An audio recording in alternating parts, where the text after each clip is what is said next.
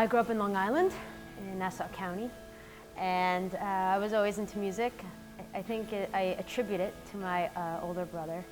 He was quite a few years older than me, so he got into rock and roll, and that's just what I sort of listened to when I was 6, 8 years old, and also a lot of pop music, Madonna, Michael Jackson, the Bangles, Weird Al Yankovic. I had that album, so that was my beginning influences. Yeah. In terms of guitar and I think being a songwriter and sounds that I like, it would be Nirvana, Pearl Jam, sure, Led Zeppelin, Radiohead, Neil Young, U2. Those are probably in terms of aesthetics of music and what I like to bring out when I write and perform.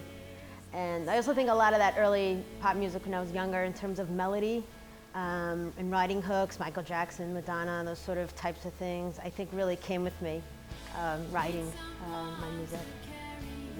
That's my personal life too. That's the music I need too, you know, but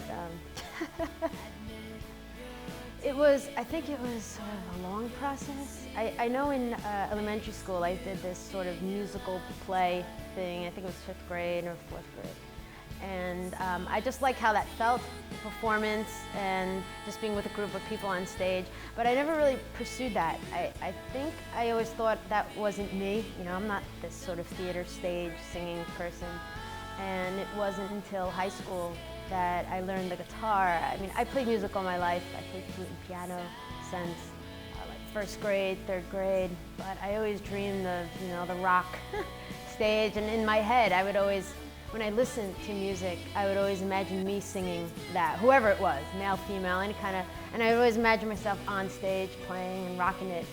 And it just happened my senior year of high school. A good friend of mine, Rob, taught me how to play guitar because all of our friends enjoyed the same music, and he kept saying, you know, guitar is really easy. You know, you should just, I was like, nah, I don't understand it, your hands. He's like, no, if I can do it, you can do it.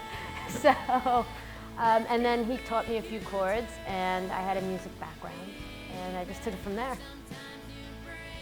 Yeah, I'm actually doing a rock musical now, so that's my first venture in doing things. It's sort of this rock band format where there's, you know, obviously acting and singing. So anything that I don't see myself limited to just being this performing songwriter with guitar.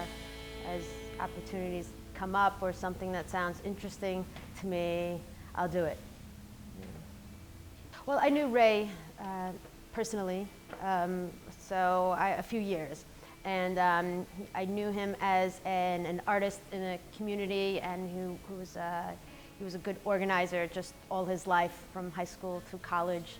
And when he came up with this idea to offer sort of this alternative talent showcase that people can have for entertainment beyond the usual, I guess you could say, traditional or boring entertainment, he had a good connection to a lot of niche artists that offers something that's interesting and cool.